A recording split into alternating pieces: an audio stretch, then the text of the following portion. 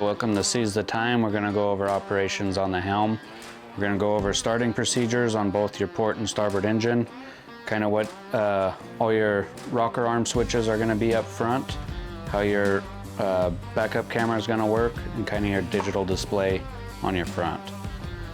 Starting from the top, operating procedures. When you go to start this boat, you're going to want to turn both keys on. You're going to hear your audible sound. Wait till your lights go solid, both your port and starboard solid. That's telling you have command.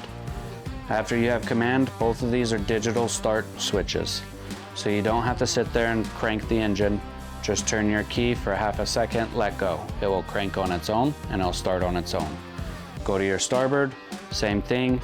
Just turn your key for half a second, let go. It'll crank on its own, start on its own. As soon as it starts up, your digital display in the front is going to light up. You're going to have your fuel gauges in the center, both port and starboard, battery voltage on the top left for both port and starboard, and your RPMs on the right. If you have issues with starting your engines, you can look at your battery voltage. If your battery voltage is below 11.4, then it's not going to be enough voltage to be cranking. Go ahead and give the Houseboat Club a call. If you have issues starting, then as you go to start, you don't want that engine to sit there and crank and crank and crank. If you go to your port engine first, you go to try and start, you turn it for that half second, it sits there, cranks, and then stops, and it doesn't start up. Don't keep cranking that port engine. Go to your starboard, try and start your starboard. Give that port engine a break a little bit. Go ahead and try and start your starboard. If she fires up, awesome. If she doesn't, go to your throttle here and hit your throttle only. Both lights will start blinking. Once they're blinking, you can go ahead and move your throttle into forward. There's a small little detent. As soon as you go forward, it kind of just right there. You can feel it. Right now, we haven't given any throttle to these engines. I am not putting it in gear. My lights are blinking instead of solid. I'm in a neutral throttle state. So now when I go over to try and start cranking, you want the engine cranking before you give it throttle. You don't want to flood your engines.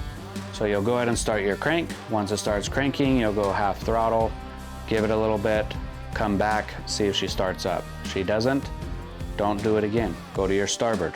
Same thing. You're going to go to start, it'll start cranking, go half throttle, come back. If it doesn't start, go to your port. Going to try it again. Go to cranking. As soon as it starts cranking, go full throttle. If she fires up, be ready to start coming back on that throttle. Same thing for your starboard. Once you go to crank it, as soon as it starts cranking, go full throttle, come back, and she'll fire up.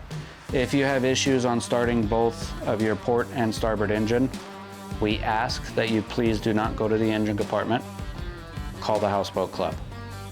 Once you have both engines started, you will stay in a neutral state. Even if you come into neutral and you go back into forward, I'm still blinking. I'm still in neutral. I will not go into gear. I can go back to neutral. I can do it again. You're still in neutral. You have to hit that throttle only button. Both lights go solid.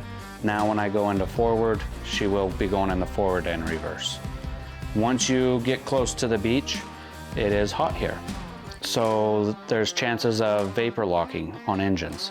You don't want to come straight into the beach and shut your engines off. You want them to have time to cool down. What that means is I usually tell people, when you're coming up to the beach, give it 2 to 3 football fields when you come off the throttle and idle into that beach. Give it time to start slowing down and kind of cooling off for when you come in. Once you come in, you anchor up, whether it's from beach bags or the anchors provided. Go ahead and neutral and then shut both engines off. Once you turn key off, your display will go to sleep mode, lights turn off, put on your cover, back on. Going over your rocker toggle switches. You have your lake water pump on your rocker up on the Helm, and you also have your freshwater pump. Both of these pumps as you're going up lake should be off. Same thing for when you're going to bed, both pumps should be off. Lake water is most important just because as everybody's sleeping, you don't want to wake up to a flooded boat. So You want to make sure this lake water pumps off as you're sleeping, just in case any connection could fail. You don't want it constantly filling the boat up with water. So leave that lake water pump off unless you're using it. Anytime you're leaving the boat to go play, or you're going to sleep, take a nap, anything like that, go ahead and shut your lake water pump off.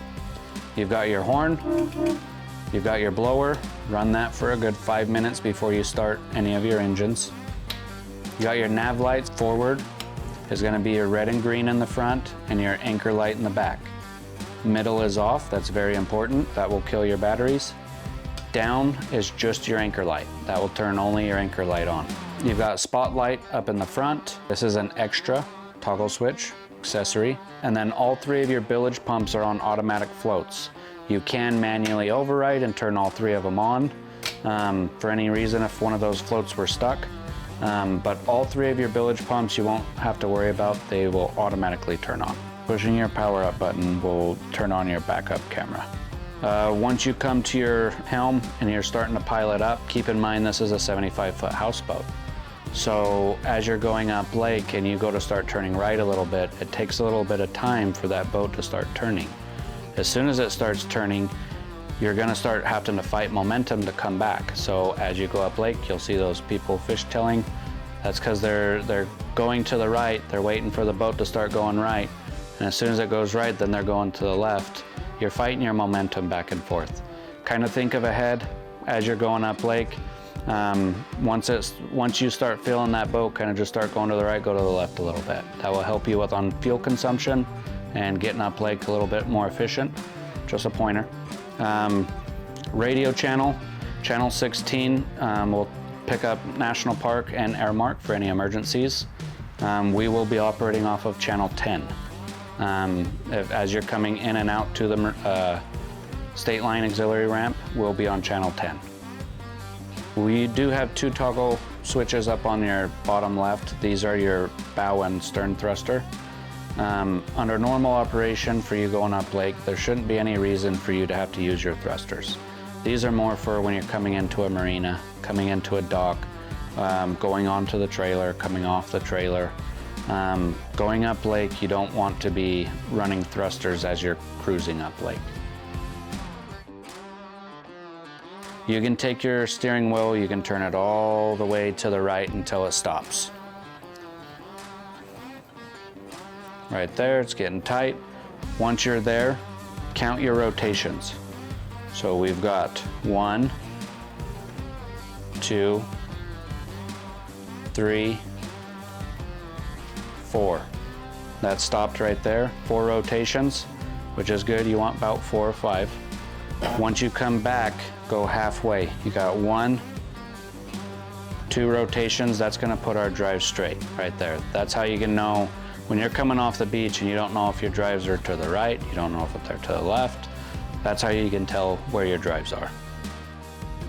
You don't want to be running your engines more than 2,800 RPMs. That's your cruising speed. So you don't have a speedometer on houseboats. You'll mainly just be going off of your RPMs. So RPMs, you don't want to go above 28. 3,000 is your red line. That's an absolute do not go past. When you're coming off the beach and you're in reverse, as you're coming off and you're turning your wheel left and right and you're trying to wiggle off the beach, don't take your engines up past 2,500 RPMs. Usually you want to be around 1,500, 2,000. It will take a little bit of time to get that houseboat off, but it'll be a lot easier on drives, stuff like that, so you don't have any issues coming back to the marina. Best rule of thumb is just kind of stay underneath that 3,000 RPMs.